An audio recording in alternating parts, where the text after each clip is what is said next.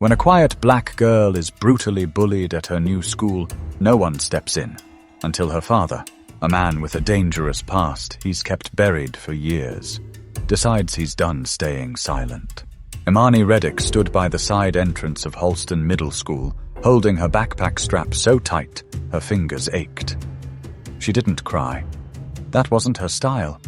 She just kept quiet, chin slightly down, watching the flow of kids that didn't even glance her way. She'd learned that being invisible could be safer than being seen. Mobile, Alabama wasn't home. Home was Savannah, or at least it used to be. That old brick apartment with the broken mailbox and the smell of fried fish every Sunday. But her father said they needed a new start. So here they were, in a duplex with 2 white walls and neighbors who didn't wave. Her first week at Holston had been mostly quiet. The teachers were polite, her classes manageable, and the cafeteria food tolerable. But kids?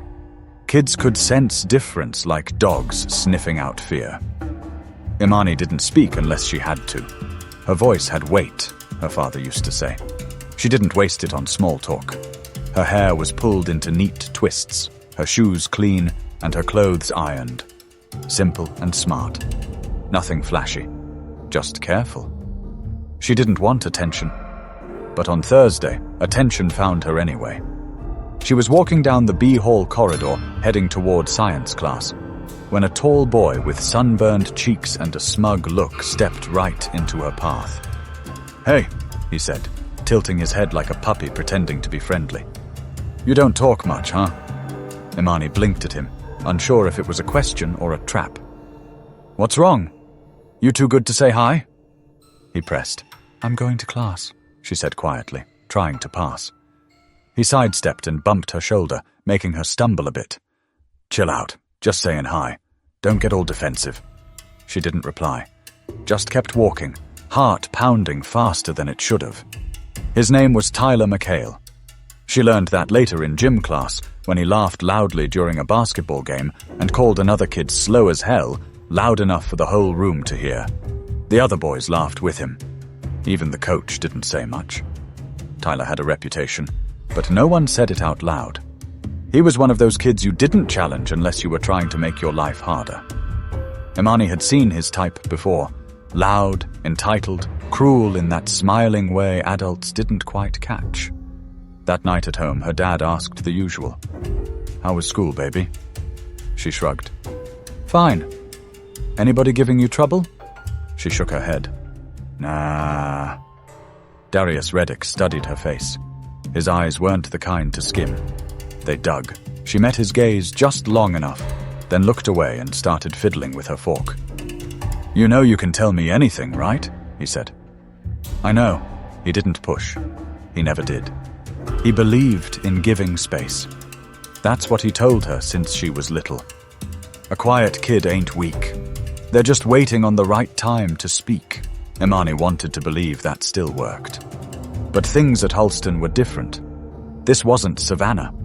This wasn't the neighborhood where Miss Charlene looked after her when her dad worked late, or where Mr. Jalen across the street gave her peppermints on Sundays. This place didn't feel like it had people, just moving pieces. On Friday, Tyler walked past her in the lunch line and accidentally knocked her tray sideways. Chicken tenders and mashed potatoes hit the floor. "Oh, my bad," he said with a smirk. "Didn't see you there." Some kids laughed. Others looked away. The cafeteria monitor barely glanced up. Imani squatted to pick up the tray, cheeks burning but her face blank. She said nothing, just cleaned up and moved to the back of the line. Tyler walked away like nothing happened. But it wasn't nothing. Not to her. But that was just the beginning. And the worst hadn't even come yet. By the second week, the cafeteria incident felt like a warm-up. Tyler had made it his mission. Imani didn't know why. Maybe it was because she didn't flinch the way others did. Maybe because she didn't look afraid, even when she was. Whatever it was, Tyler took it as a challenge. It started with whispers behind her in the hallway. Then it turned into mock applause when she answered questions in class. When she scored high on a pop quiz in English, he asked loudly, "What's she trying to prove? Trying to be the teacher's favorite or something?" One day in gym, she was last to be picked for teams. Tyler, standing next to the kid choosing, leaned in and muttered, "She probably don't even sweat like the rest of us. Bet she thinks she's too good to stink." He said it loud enough for 3 other boys to hear. They cracked up. Imani didn't react. Her silence became her defense. But silence sometimes only feeds the fire. By Wednesday, things got physical. She walked into class one morning to find someone had scribbled across her desk in pencil. "Mute monkey." She stared at the words for a few seconds before pulling out her eraser. Her fingers moved slowly. She could hear snickers behind her. That afternoon in the hallway, Tyler brushed past and whispered, "Better get used to it." That night, she came home with a ripped strap on her backpack. Her dad noticed, of course. "What happened?" Darius asked. "It got caught in the locker hinge," she said, not looking up. He didn't speak for a long moment. Then, calmly, "You sure about that?" She nodded. "Yeah." Darius watched her for a few more seconds, lips tight.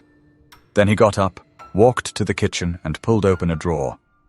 He came back with an old sewing kit and started repairing the strap while she sat at the table pretending to do homework. The silence stretched again.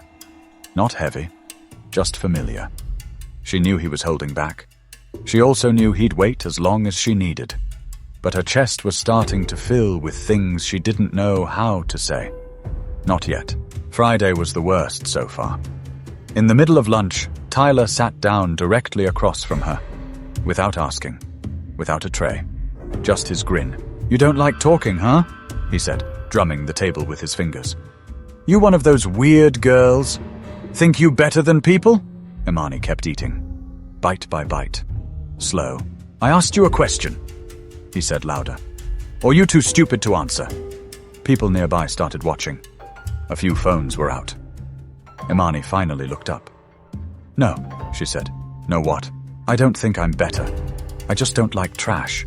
The moment the words left her mouth, a tray of spaghetti flew from the side. It hit her chest, splattering red sauce across her shirt and down to her lap. Laughter erupted. She stood up slowly, not wiping it off, just staring straight at Tyler. His eyes were wide.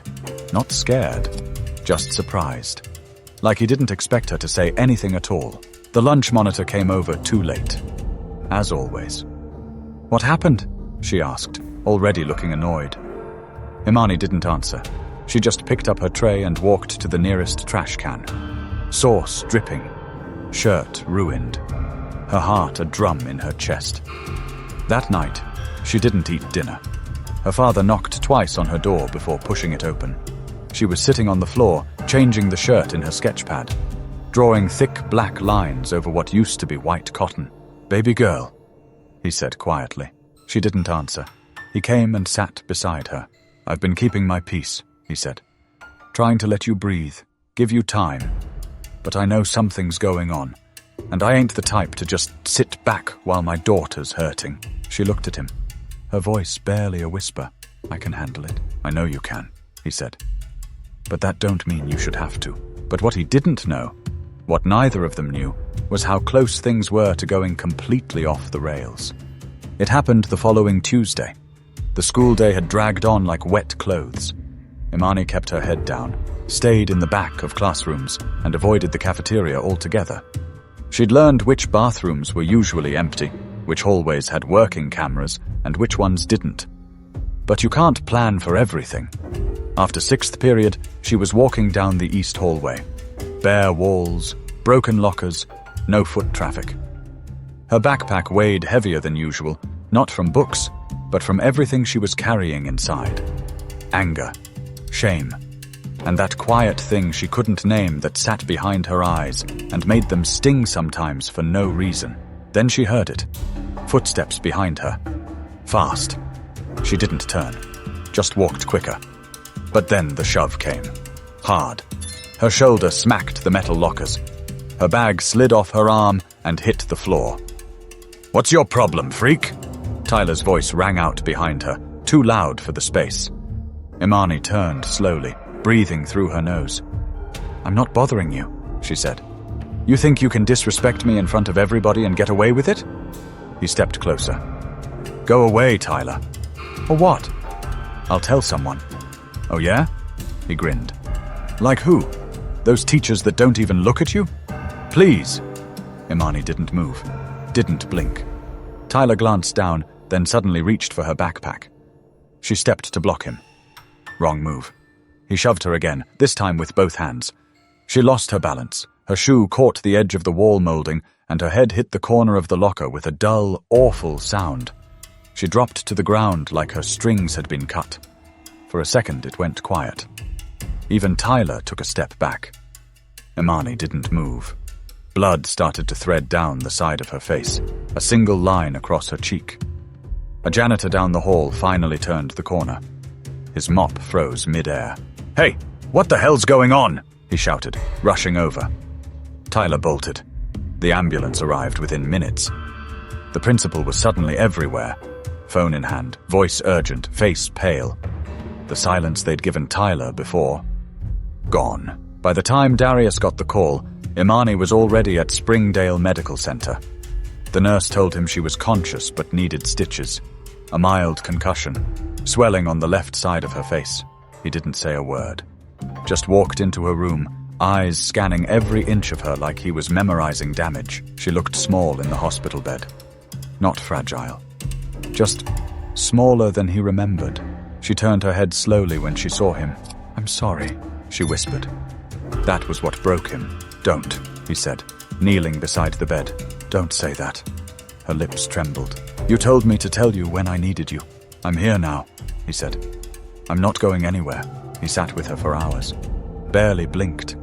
Nurses came and went. At one point, he asked one of them, gently, how many times the school had called about incidents with Imani. The nurse looked at her chart, then looked back at him. None. He stared straight ahead after that. When they finally got home, Imani went straight to bed. Darius didn't. He sat in the dark at the kitchen table, hands folded, eyes locked on a spot on the wall. Then he got up, walked to the back closet, and pulled out an old shoebox. Inside was nothing violent.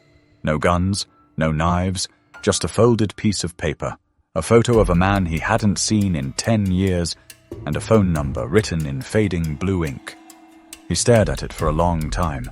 Then he picked up the phone and dialed. "Yeah?" a voice answered. "It's me," Darius said. The line went silent. "Didn't think I'd ever hear from you again. I need information." "About what?" "A kid. White. 13. Tyler McHale." "Mobile." Another pause. "What's this about?"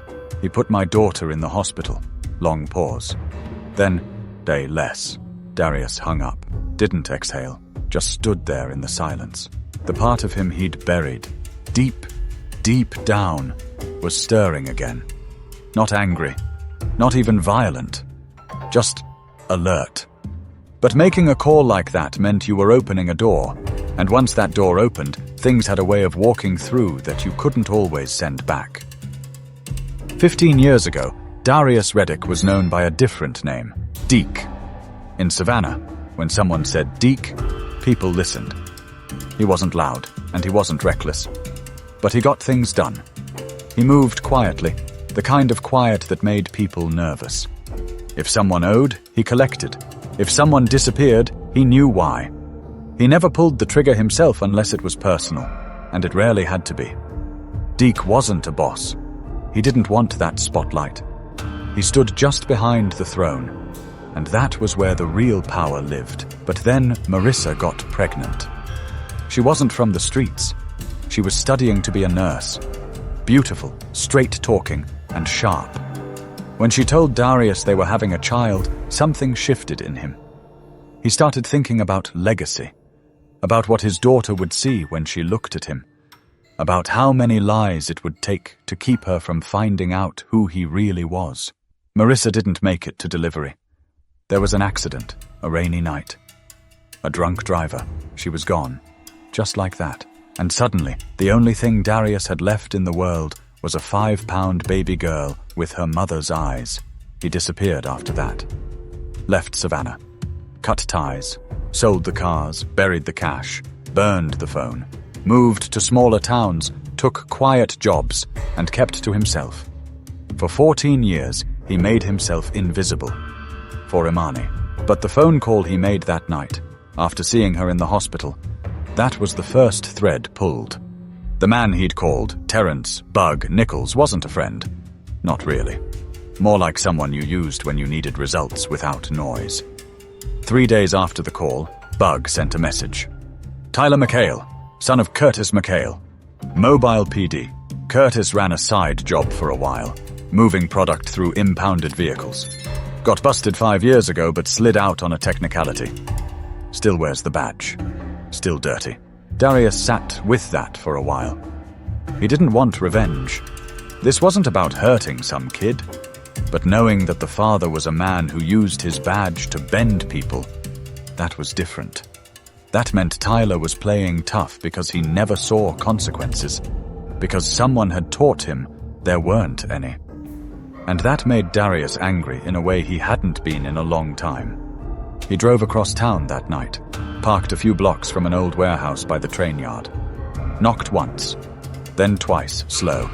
Bug answered, face older, body thicker. But those eyes, still cold. Thought you were out for good.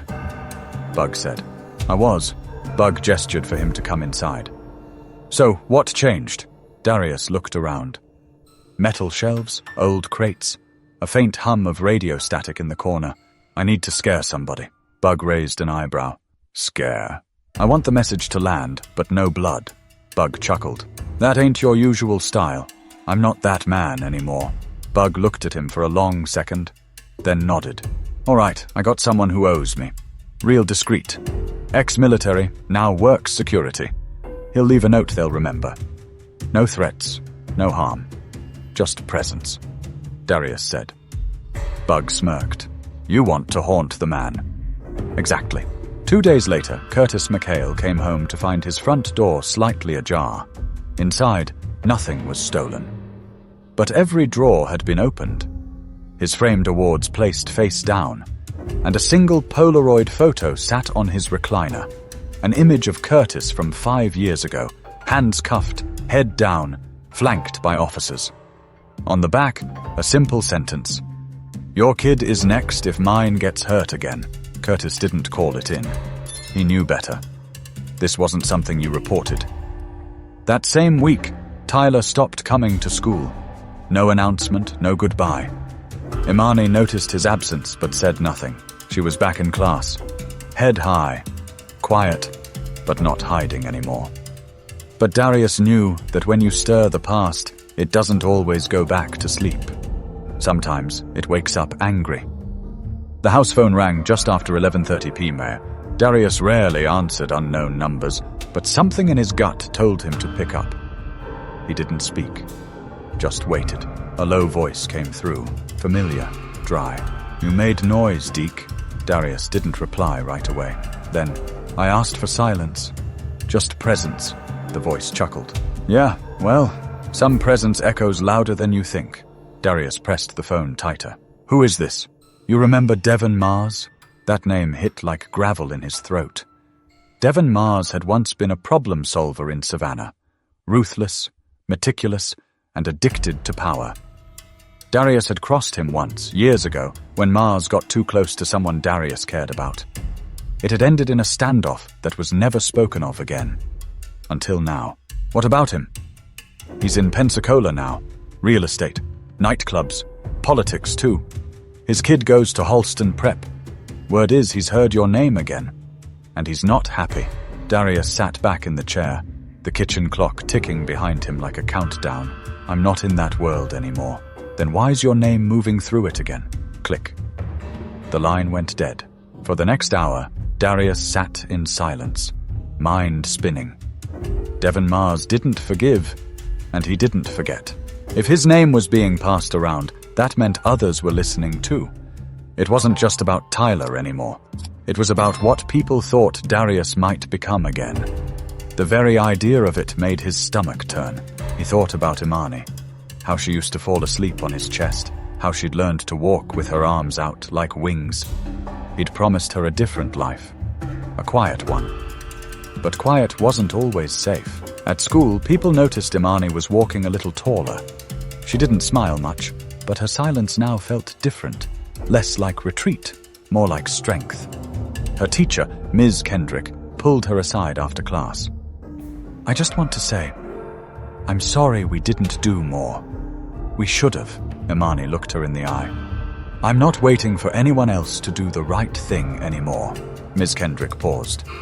"You're stronger than you know." But strength alone wasn't enough. That Friday, a black SUV with tinted windows pulled up outside the school just as the final bell rang. It didn't belong to any parent, and it didn't leave. Imani noticed it. Her stomach twisted, not from fear, but recognition. She didn't know who, but she'd seen a car like that before, back in Savannah. Outside her grandmother's funeral, she told her father that night. Darius didn't ask questions.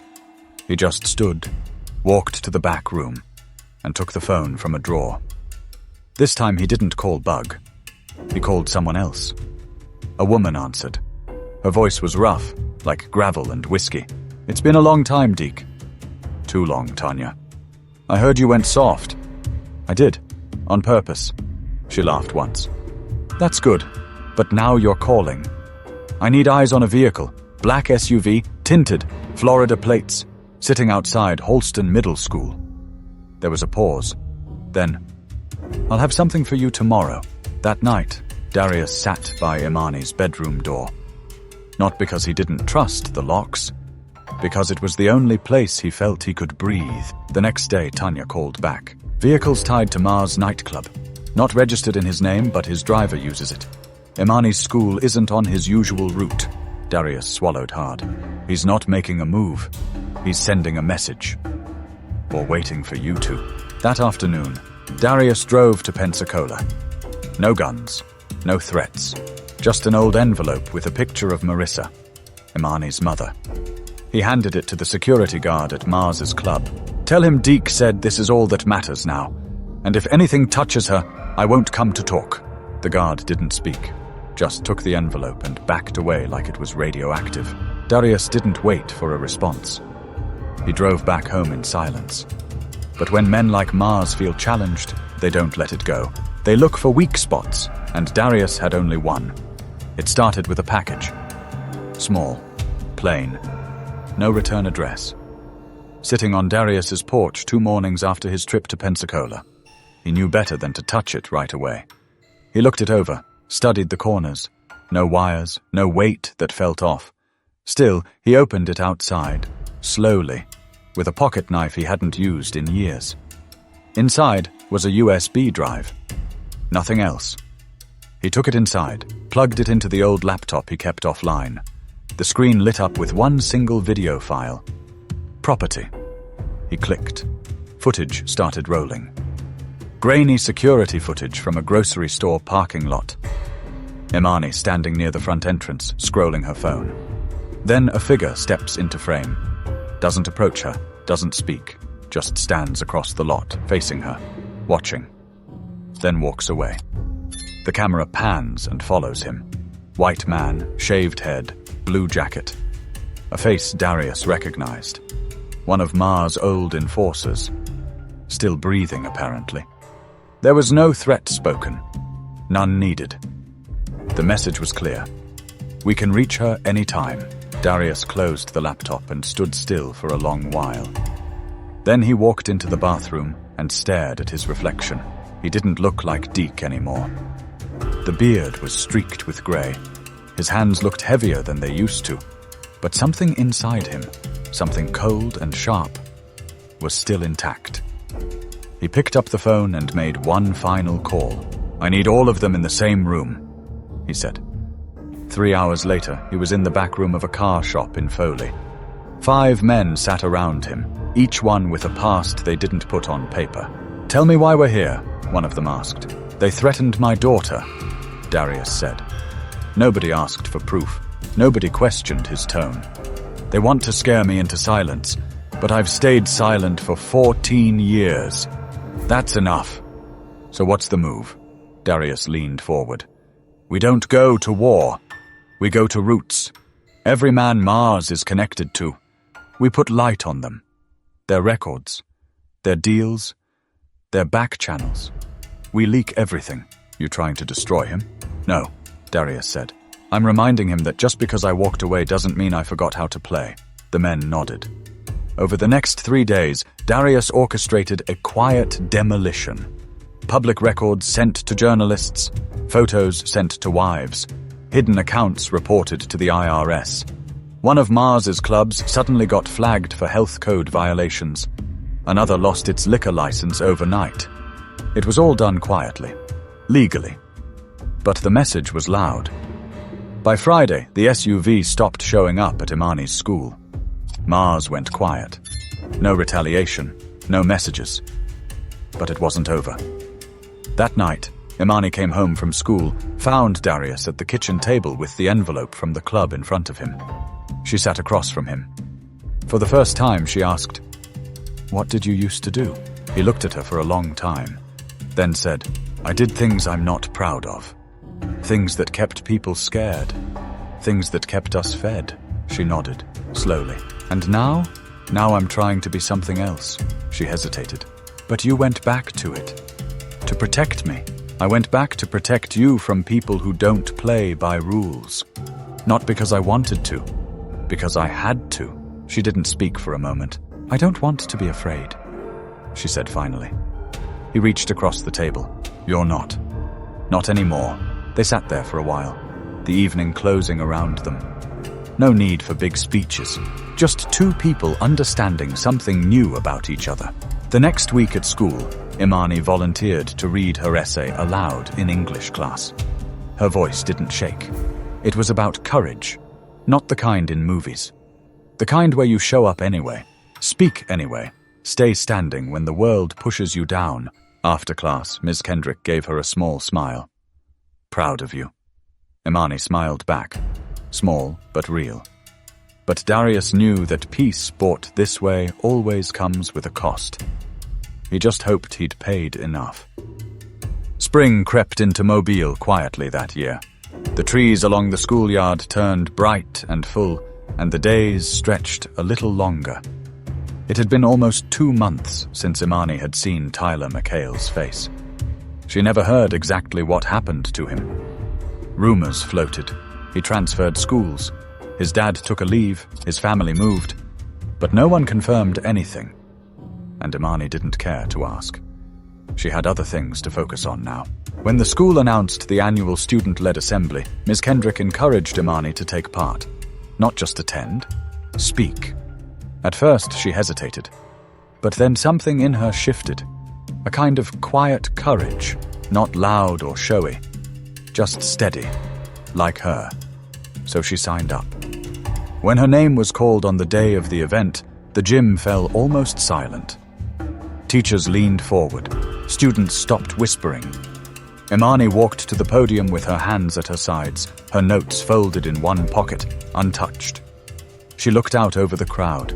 Rows of students who'd once laughed at her, ignored her, or simply looked away. And she began. "My name is Imani Reddick. A few months ago, I didn't want anyone to know my name. I didn't want to be seen. I thought that if I stayed quiet, I'd stay safe." She paused. "But silence doesn't always keep you safe. Sometimes it just makes you invisible to the people who should help you, and way too visible to the ones who want to hurt you." A few heads turned. A few faces lowered. "I got bullied. Not because I did anything wrong. Just because I didn't fit someone else's picture of what they thought I should be. It hurt. It made me feel small." She glanced toward the back of the gym, where Darius stood, half in shadow, arms folded, watching her. "But what I learned is that silence isn't strength. Knowing when to speak, and who to speak to, that's strength. I thought I had to handle everything alone. I didn't." She looked down, then back up. "I had someone fighting for me. Not just with words, but with action. And I want everyone in this room to hear this, especially the ones who feel like I did. You don't have to handle it alone." There was no applause. Not right away. Just a long moment where the words sat heavy, real. Then someone clapped. Then more. And then the room filled with it. Imani stepped down without smiling. She didn't need to. Her voice had done the work. After the assembly, a few students approached her. Quiet, respectful. Some just said thanks. Others said they were sorry. A couple asked if she'd want to hang out sometime. She didn't give them answers right away. She was still deciding. That night, back at home, Darius grilled chicken on the patio. The air smelled like charcoal and sweet onions. Imani sat nearby, knees hugged to her chest, watching the flames flicker. "You really meant that stuff you said?" Darius asked. "I did." He turned the meat once, then looked at her. "Your mother, she used to talk like that, like she could peel the truth out of people." Imani smiled. "You think she'd be proud?" "I know she would." There was a pause. "She'd also say I'm letting you grow up too fast," he added. Imani laughed once. "You kinda are," he chuckled. "Guess we're both learning." Later, as the sun dropped behind the houses, they sat in silence. Not the kind they used to carry around like armor. This one was different. Lighter. Honest. Imani didn't need her father to be perfect. She just needed him to be present. And Darius, for all he had done and all he had buried, knew that protecting her didn't always mean hiding the past. Sometimes it meant owning it, so she wouldn't have to. Life doesn't give you a clean break from the things that hurt you, but it gives you a choice. Stay silent or speak up. Walk alone or take someone's hand. Imani chose to speak, and Darius chose to listen. That's how they healed. Together. If this story meant something to you, don't forget to subscribe for more. Every story we share is about real choices, real people, and the strength it takes to move forward, no matter where you started.